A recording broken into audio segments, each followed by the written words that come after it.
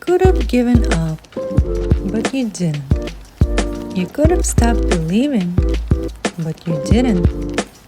You could have kept living their expectations, but you decided to make this life your own. And in turn, you're here. It's great to meet you. Nice. Let's start our conversation with diving into your journey of becoming the person you are today. How did it start for you? How did you come to the point where you realized what is your true potential or your voice, that's what you meant to do in your life? I think, like so many people in this world, I lived life to a bit of a tick box. It was, I'm white, middle class, Church of England raised. I got good grades at school. I behaved in the way that was expected of me. I wasn't a rebel or anything like that. I fit into that good girl mold and did all the things that I was supposed to do. Went to university, got good grades, got married, 2 children, beautiful home, international travel. I was living in the UK at the time, so different country. So I kind of got to experience all of these different things. And yet I was sick and I was miserable and I was a bit shocked that was what my life was. I wasn't happy in my marriage. I know he wasn't happy either. Um, and I was getting grouchier and sicker and more reactive and more micromanaging and I'm like, surely this isn't what life is supposed to be. And I was looking around at trying to get my health fixed, and I had a few markers for Hashimoto's, a few markers for rheumatoid arthritis, a few markers for, some different things. But overall, my blood tests were fine. And doctors are like, there's actually nothing wrong with you per se. Then it got to a point where I started looking into natural therapies, and it just completely changed my life.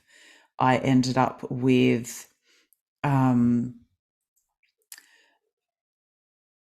ended up finding kinesiology, I found naturopathy, I found all of these different modalities that helped me look at not just the body aspect, but the mind and spirit aspect. So we were starting to bring in true holistic health. And it made such a difference to where I was. I was able to really look into what had created my what had created the situation I was in, and then what I needed to do to get out of it. And 6 months after my 6 months after my first kinesiology session, I was studying kinesiology, which blew my mind. So in that first session, the kinesiologist said to me, "You have no idea how emotionally abused you are." And I was like, "What do you mean?" And she had to explain what emotional abuse was. And I went, "Oh, yeah, I can see that in these relationships here." But it took me a lot longer to see it within my own marriage.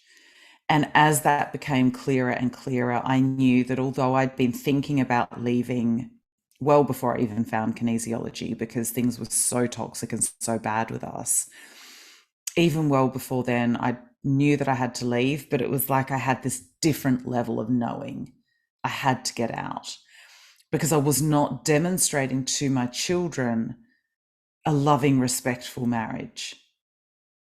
And there's a question that I now ask clients a lot. Are you living the kind of life that you would want for your children? Are you in the kind of relationship you want for your children? Are you in the kind of job you would be happy to see your children in? Do you love your job? Would you want your children to love their job as much as you love yours? And all of those questions for me were an emphatic no. I would have been devastated if my children were living the life I was living. On paper, my life looked amazing. But the doors closed and it was anything but. And I was so busy trying to hold up the facade of what I had created my marriage to look like on the outside that when it all crumbled down, most people did not believe me that it was as bad as it was. And that's okay. That's their journey. But I was so sure on my path. I just needed to follow my own heart and soul. And like I say, the difference that kinesiology made to me, it did change my life because I started to understand myself at that really deep soul level. And I started to, I'd always listened to and heard the intuition that I had, Yeah. but I started to trust it. And more importantly than even trusting it, I acted on it. And I still act on it to this day. And it has taken my life so far from what I ever thought was possible. You know, I'm now in a loving, respectful relationship that I love and adore this man, and I feel loved and adored by him, and I know that I am. We've bought a beautiful home together. We live close to the beach. We've bought a dog together who is just an absolute joy.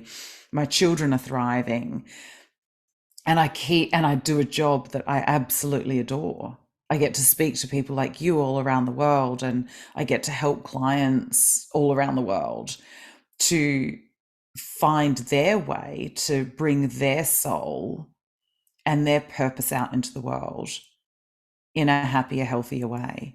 And I almost can't recognize where I was to where I am when I look back. So, yeah. Wow, it's beautiful. And like you said, we have to ask ourselves now, are we in this type of life that we want to model for our children to be? So do you want your children to feel the same as you are feeling right now in that type of relationship with your job?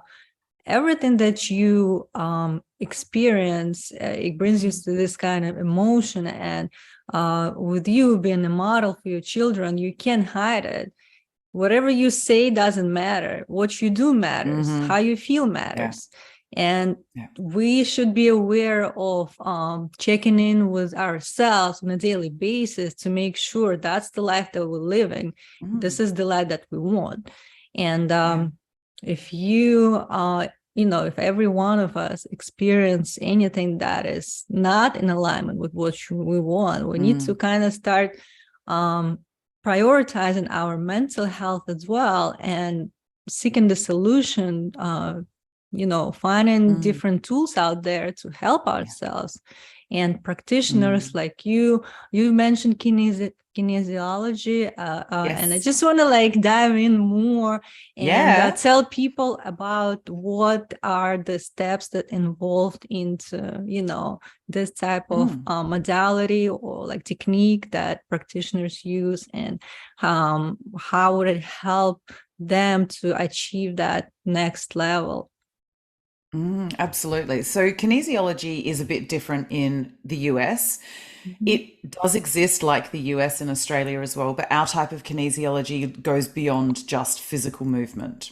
So we look at the fact that the body, quantum physicists have proven that the universe is 4% physical matter. So when we look at this body, at this meat suit that we're walking around in, it's 4% of the picture. So start thinking about what the other 96% is. It's mental, emotional, spiritual, sexual, relational, financial, all those different things that come in to create the totality of who you are. So what we are looking at in kinesiology is the energy flow through the entire being, because our bodies innately know how to heal themselves. They innately know what is good for them and what is bad for them. So, when your body is creating, say, a tumor, it's actually trying to collect all those cancerous cells and contain them in the body so that they don't do as much damage to the rest of the body. So it's a pretty clever way for it to kind of go, let's put all of these cells over here. Now, obviously, we need help with things like that. I'm not saying that kinesiology would be a great fix for that. Go see other doctors, definitely. But you can see that the body has this innate wisdom. And what often happens is we scream over the wisdom, we shout over it, because we've got these lights and bells and whistles and social media and noise and TV and all these things that are constantly giving us inputs that are much, much louder than what our body is telling us. And my job as a kinesiologist is to work with you. And even when I'm coaching, I use very similar type skills. It's about working with you to translate what your body is trying to tell you. So it's like your body is speaking to you, I don't know, in Spanish, and you don't speak a word of Spanish or Russian or French. And so your body's speaking to you, and you're like, I don't understand. And so I'm going to go and, watch another episode on Netflix. What I try and do is I speak to your body through muscle tone, which basically says that if a muscle holds what we consider sort of strong, if it holds its tone, it is not stressful because there's nothing interrupting the electrical signal that's going through that muscle. But if you put pressure on a muscle that has a weak electrical signal or an electrical signal that's just gone out for lunch, the muscle tone will give. And so I can read through testing different muscles in different ways what your body is trying to tell us. And what we do is we look at when the problem started, what emotion got stuck there, and what stories we've created around that event that are creating the dis-ease within the body now. So oftentimes I will go, we'll test up, I don't know, you're 6 years old. Okay, so what was happening for you when you were 6 years old? And people will just go, oh my God, why did you pick 6? I didn't, your body did. And there will be some event that's stuck in their mind that they're like, I haven't thought about this for years, but this. And when you see the relevance between that situation and what's going on now, you can see the way the body has stored this past trauma. And traumas don't just need to be the big accidents, disabilities, abuses. It can be anything that your body finds less than nourishing and nurturing. And when you start to look at trauma like that, we all have layers and layers of it.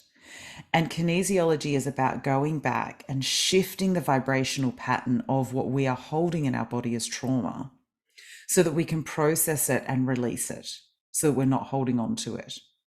And so our subconscious, most people think, is between our ears in our brain. It is in every cell of our body, and every single little wave of energy that constitutes us. And when you start to realize that that is where we store our subconscious memories, you start to understand it's so much bigger than just your brain getting involved in it. And so I remember being on the table with massive shoulder pain one day, and it was in class, and somebody went, the emotion stuck there's self-respect. Now, our right-hand side, again, this is archetypal, not gender-based. I need to always say that these days. The right-hand side is the more masculine side of the body. The left-hand side is the more feminine side of the body. And so that shoulder pain being on that masculine side, it was because I was trying to do the shouldering. So the actual physical shouldering of all of the burdens. And I was not respecting myself in the process. And as soon as I realized that, I had had problems at the gym with that shoulder for about 2 or 3 years. Now, that 2 or 3 years ago was when I was seriously going, I have to leave my marriage.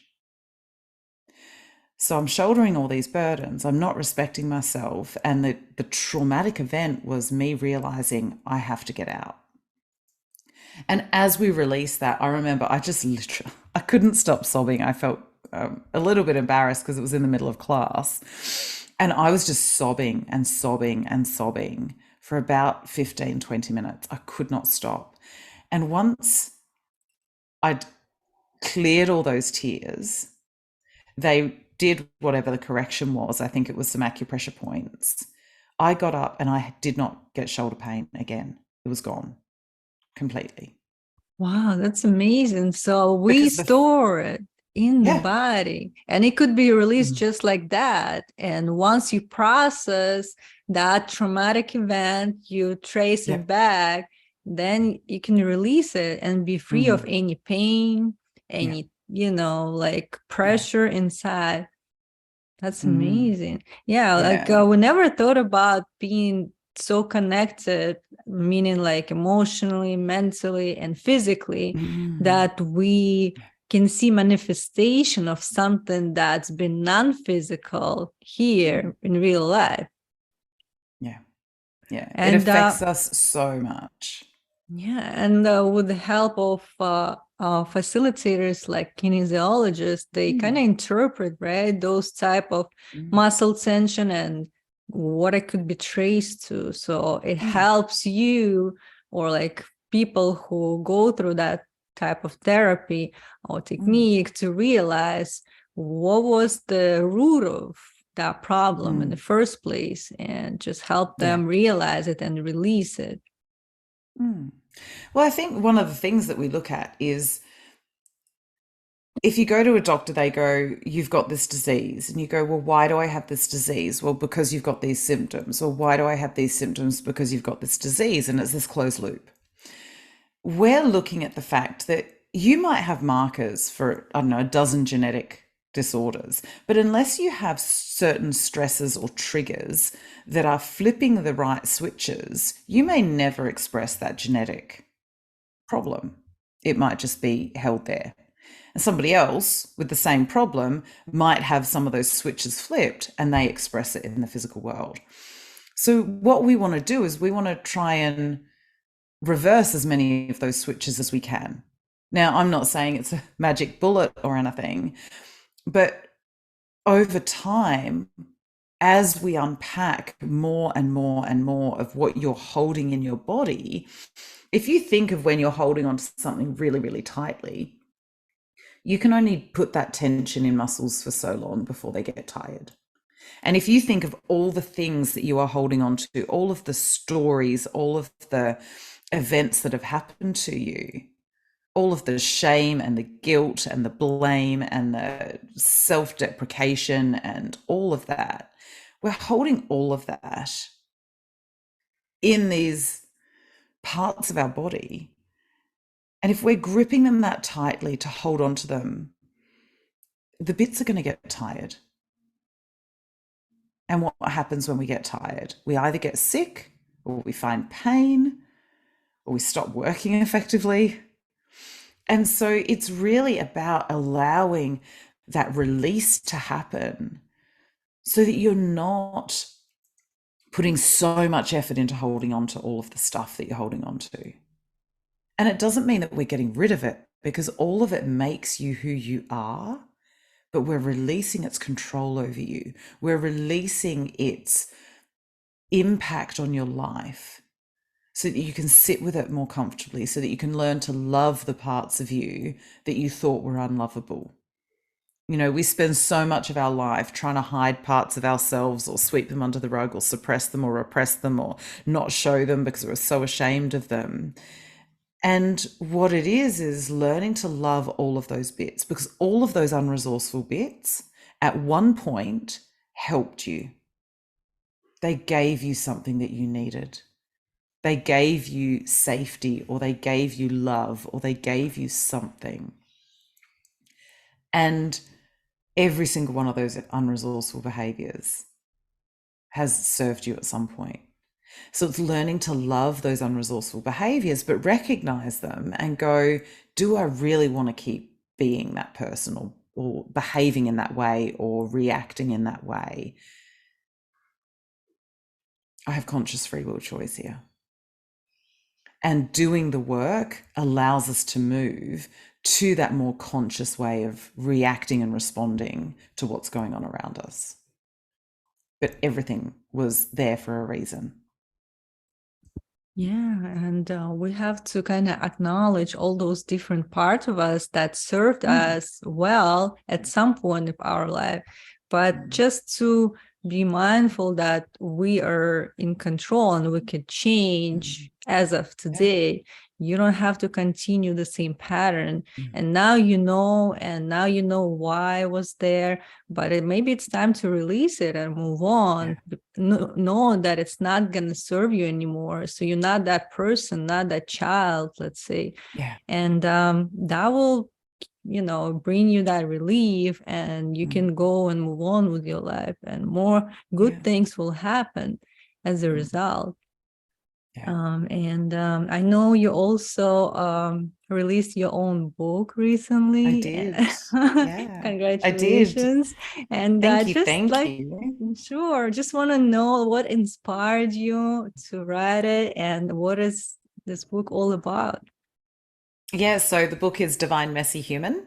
Mhm. It is a spiritual guide to prioritizing internal truth over external influence.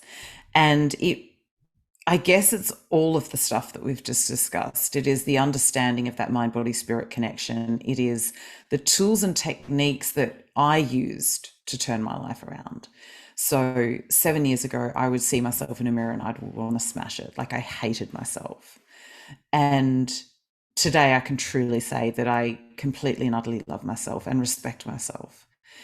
And it hasn't been an easy path to walk, but every step has been completely and utterly worthwhile. So the book doesn't have a lot of my story in it. It has a bit, but not a lot, because I wanted to choose the examples to illustrate the points that were the most relevant. And so sometimes I've put in client examples and other examples that illustrate the points more beautifully for the reader.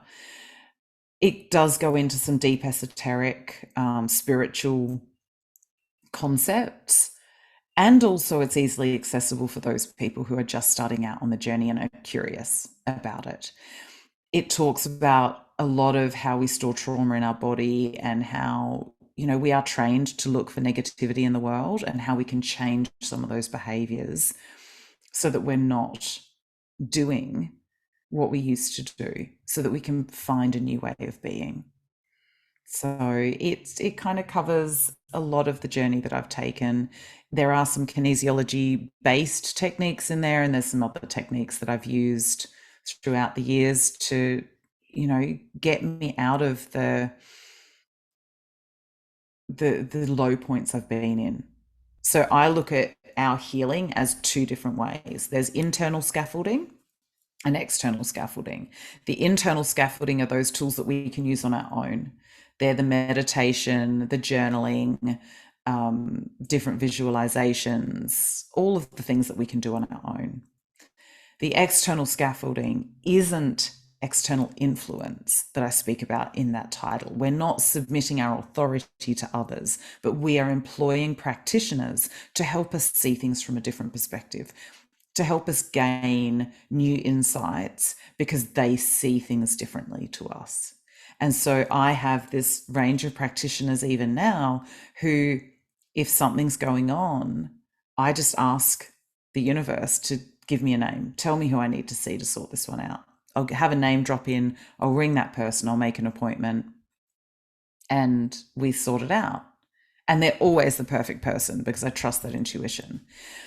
And I think the more that we can set up a really strong internal and external scaffolding in our life, the easier we find it to navigate, even when things are tough. Because we are all going to go through tough times. And the practices we put in during the good times make the tough times easier because we've practiced them when things are okay. So they're more top of mind, they're easier to access when things are less okay and when things are tumultuous. Yeah, no, that's beautiful. I think a lot of people will find benefits for themselves in your books. I will put this link in the description of episode. And thank you so much for sharing your wisdom and thoughts. Glad that we had the conversation today, and we'll be in touch. Thank you so much. Enjoy Yeah, your thank you so day. much, Anna. All right, bye.